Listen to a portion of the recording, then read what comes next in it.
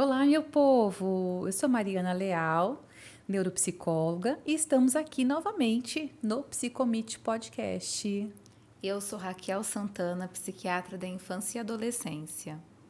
Bom, hoje nós vamos falar sobre um tema que eu e a Raquel adoramos falar e Muito! estudamos muito, né? Que Sim. é sobre autismo. Autismo, a busca do diagnóstico. Raquel, como que você vê hoje? Bom, no último congresso que eu estive ano passado, os dados que tinham dito eram um caso para 36 e falam assim até de uma epidemia no diagnóstico de autismo. O que você acha disso? De fato, teve um aumento na incidência, no número de casos. Esse é um dado da CDC, que é um dado norte-americano dos Estados Unidos. O dado anterior, acho que era 1 para 64, então a gente vê que está aumentando. Eu acho que por um aumento no número de diagnósticos e por um aumento na incidência. Agora, com o DSM-5, o diagnóstico é mais fácil de fazer, Sim. porque a gente não tem mais subtipos de autismo, mas o transtorno do espectro autista. E cada vez mais a gente utiliza critérios, ferramentas e escalas que são mais acurados e que permitem a gente fazer o diagnóstico. Mas, além disso, teve um aumento no número de casos. O Sim. autismo é multifatorial. Causas genéticas, aumento da idade dos pais, toxinas, diabetes gestacional, qualquer coisa que possa causar sofrimento durante a gestação, durante o parto, hipóxia. Então, são diversas causas que contribuem aí para esse aumento e para esse dado que você trouxe. E é interessante a gente colocar, né, Raquel, que vamos pensar assim, eu comecei a atuar em 2008, então quando nós falávamos de autismo lá, e lá era até dividido, que era síndrome de Asperger e era autista, e aí a gente tinha um estereótipo meio que do paciente autista, que era um paciente com uma deficiência intelectual, ou que não falava, um paciente mais comprometido. O que a gente vê hoje também é que nós temos muito mais instrumentos, né? Os profissionais estão mais atentos. A gente não tinha a informação que a gente tem hoje. Então, isso facilitou muito o diagnóstico. Quantos pacientes que, às vezes, naquela época, foram negligenciados de ter um diagnóstico porque realmente não se tinha informação. A gente tem esse estereótipo, né? Que é normalmente um menino, uma criança com muitas estereotipias, normalmente um nível de suporte 2 ou 3, ou seja, uma apresentação com comprometimento mais grave.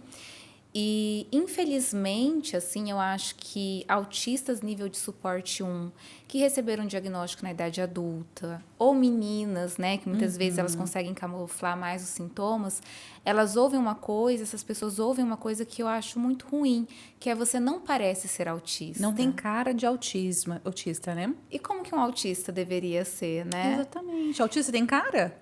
Exatamente. E também como se o autismo fosse uma coisa ruim. Ah, você é autista, mas você nem parece ter autismo. Sendo que o autismo é uma neurodivergência, é uma maneira de ser diferente no mundo. Então, assim, para quem tiver ouvindo o podcast, se você era uma pessoa que falava, você não tem cara de autista, isso não é legal. Né? Então você é diferente do que eu imaginava, eu não sabia que uma pessoa como você poderia ter autismo. Ou dizer, por exemplo, assim, até como uma piada ou zombação, e eu já ouvi muitas vezes, ô, seu autista. Gente, quanto isso é horrível, é capacitista, quanto é uma fala preconceituosa, né? Como se fosse realmente um estereótipo ruim. Uma coisa ruim, Uma coisa né? ruim. E a importância de incluir pessoas com autismo na nossa sociedade e fazer uma inclusão real. O quanto que a gente aprende com pessoas neurodivergentes. A gente já conversou um pouco sobre isso. É uma forma diferente de ver o mundo. E a gente tem muito a aprender quem é neurodivergente ou quem não é. O convívio, a inclusão, eu acho que enriquece muito a vida. Sim. E quando nós falamos, né, se a gente perguntar assim, né, essa busca desse diagnóstico, né, os pais têm ficado atentos muito mais cedo, a escola tem ficado muito mais atenta. Qual que é uma idade que se pode buscar um diagnóstico? Quais são os sinais de alertas que os pais precisam, às vezes, buscar uma avaliação profissional? Eu diria que até antes de 1 ano de idade já é possível a gente observar sintomas, né? Uma área que eu estudo muito é identificação de fatores de risco de autismo em bebês. Então, a gente não vai afirmar que uma criança tão pequena como um bebê de antes de 1 ano de idade tem autismo, mas a gente percebe que ele não está conseguindo acompanhar os marcos do neurodesenvolvimento. Então, muitas vezes é uma criança que a gente vai encaminhar para a estimulação precoce e é uma criança que às vezes nem iria desenvolver um autismo, teve um atraso por outro motivo, por exemplo, o uso excessivo de telas, que pode fazer com que tenha um atraso de fala. E quais são os sinais de alerta? Uma criança que antes de 1 ano de idade não dá sorriso social, que é aquele sorriso que a gente dá quando a gente vê alguém, quando a gente quer interagir, que não mantém contato visual, não sustenta esse contato visual. Pode ser uma criança muito agitada, muito nervosa, ou pode ser uma criança muito apática, muito calma, que não dá trabalho, que fica o tempo todo no berço. É uma criança que não tem interesse pelas outras pessoas, por outras crianças. A questão da fala, um atraso na fala, questões sensoriais, uma hipersensibilidade auditiva, tátil, então uma criança que se incomoda de pisar na areia. Barulho, né? Barulho que não era para ser um barulho ruim, às vezes pode ser ruim. É uma criança que você chama e que não olha quando você chama, não atende quando é chamado. Então, tem muitos fatores de risco que já é possível observar em crianças muito pequenas. É interessante você falar isso, né, Raquel? Porque eu trabalho com a avaliação e com o diagnóstico de pacientes mais velhos, adolescentes ou os adultos, né? E uma das coisas que a gente trabalha, e nós duas fazemos juntas isso, é pedir as imagens e os vídeos da infância. Porque assim, gente, o autismo, transtorno do espectro autista, ele é um transtorno do neurodesenvolvimento. Então, tem sinais na infância, né? Tem um atraso nesse neurodesenvolvimento. Então, o que a gente pede? A gente pede vídeos. E aí, você vai buscar, às vezes, o vídeo, igual eu recebi essa semana, o vídeo do aniversário de 1 ano. E ver uma criança que está no ambiente, mas ela está totalmente desconectada das coisas que estão acontecendo no ambiente. Exatamente. Então, assim, é possível já a gente intervir desde muito cedo. E o diagnóstico também acho importante a gente entender que ele vem para ajudar a gente a propor um plano terapêutico, né? Sim. Então, receber um diagnóstico para muitas pessoas pode ser aliviador, porque explica muita coisa, ou pode ser muito angustiante. Mas é importante ter um profissional ao lado que vai estar ali para te dar suporte, apoio, te fazer orientações sobre como existir e funcionar da melhor forma possível dentro da sua neurodivergência. Eu falo sempre que o diagnóstico, ele é muito importante, porque ele é o ponto de partida de um cuidado, de um tratamento, de um olhar realmente para entender as necessidades que aquela pessoa tem.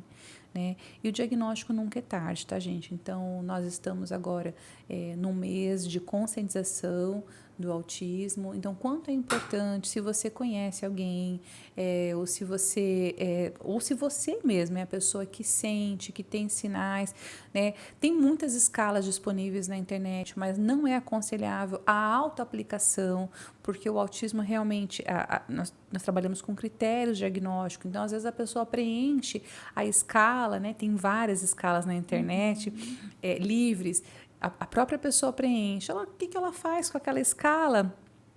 Não é só uma que a gente aplica numa avaliação, né, Raquel? E também tem diagnósticos diferenciais, Exatamente. né? Pessoas com fobia social, pessoas que têm uma personalidade esquizoide ou evitativa. E o profissional, o neuropsicólogo, o médico psiquiatra, ele vai investigar tudo isso também. Sim. É uma soma, né? Então, o diagnóstico ela é uma parte importante, mas ele precisa ser feito. Quem pode fazer, Raquel, o diagnóstico de autismo? O diagnóstico de autismo ele é elaborado pelo médico, normalmente um neuropediatra ou psiquiatra, e muitas vezes a gente conta com o auxílio de outros profissionais, como o profissional da neuropsicologia, que aplica testes que nós, enquanto médicos, não podemos aplicar porque são testes padronizados, né? E são restritos. E são restritos a uso pelo psicólogo. Então, é um trabalho multidisciplinar. Sim, é um trabalho multidisciplinar. E aí, assim, Raquel, se a gente for pensar, você falou dos sinais de autismo na infância, dos sinais. E na adolescência, como que é esses sinais de autismo na adolescência? Porque o adolescente, ele já eu falo que é uma montanha-russa de emoções, já tem um certo isolamento social, um embotamento afetivo, em alguns casos, na adolescência. Como a gente saber se isso pode ser um autismo ou não? Primeira coisa, né? Como você mesma disse, os sintomas têm que estar presentes desde que era muito pequeno, desde a primeira infância, a idade pré-escolar. Porque aí na adolescência, ele já está formando uma personalidade.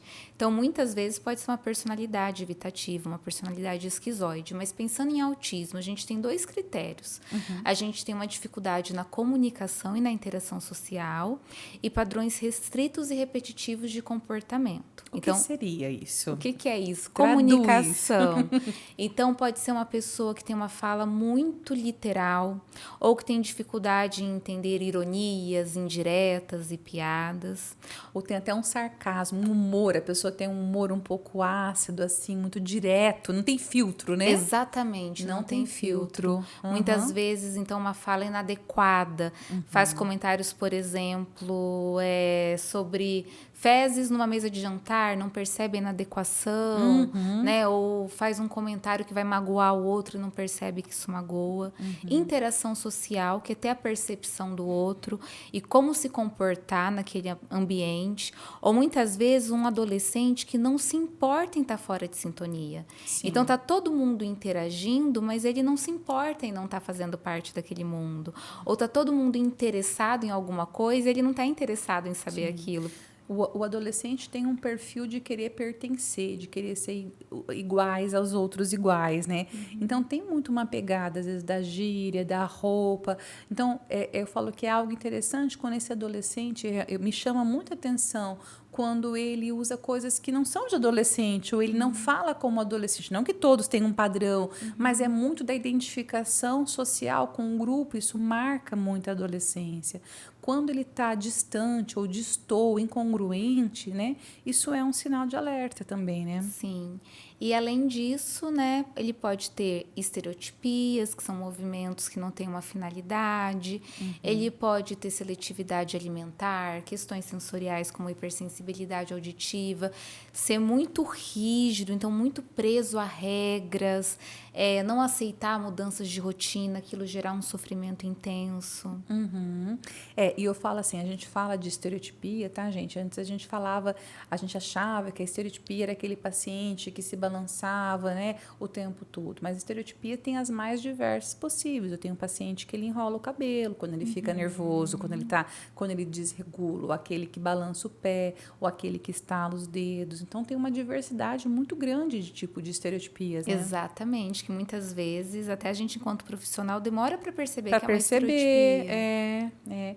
E aí, na fase adulta, esse diagnóstico também é super importante, né? E hoje, atendendo uma família, né, e trabalhando no diagnóstico do filho, adolescente, né, o pai falou assim, nossa, eu estou me vendo agora, como que vai ser um diagnóstico aos 60 anos? Eu vou deprimir. Eu falei assim, ou deprimir ou se entender. Exatamente. Né? Um diagnóstico na vida adulta, ele vem para se entender. O diagnóstico, ele não vem para ajudar ou atrapalhar. Eu acho que vai depender do que você vai fazer com aquilo também. Né? Qual vai ser a sua postura em relação àquilo? E como você vai lidar com esse diagnóstico vai mudar totalmente a trajetória do tratamento, da vida. Então, eu acho que o diagnóstico é algo para a gente conseguir compreender melhor um funcionamento. Sim. Mas a pessoa vai ter que ela saber o que ela vai fazer com aquilo. Pode ser muito bom, pode ser muito ruim, depende de como a pessoa utiliza isso, né? Eu acho que o diagnóstico, sempre que tem, eu acho que é importante a gente... Quando eu faço uma avaliação neuropsicológica, eu não faço avaliação de pacientes que não vão ser tratados ou não vão sofrer algum tipo de intervenção, passar por alguma intervenção depois. Porque o diagnóstico ele só é um ponto de partida, ele nunca pode ser um fim em si só. Eu vou laudar, eu vou fechar esse relatório. Não, eu preciso saber o que eu quero.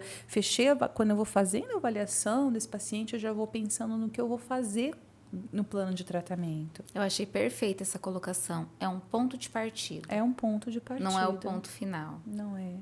E assim, então, fechando, né, esse momento, o nosso objetivo era conscientizar da importância de buscar um diagnóstico, de buscar uma ajuda, para que você realmente possa se entender.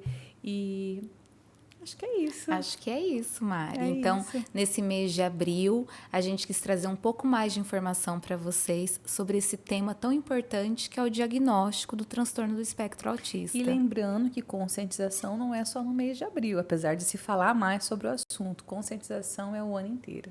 Perfeito. É isso. Obrigada.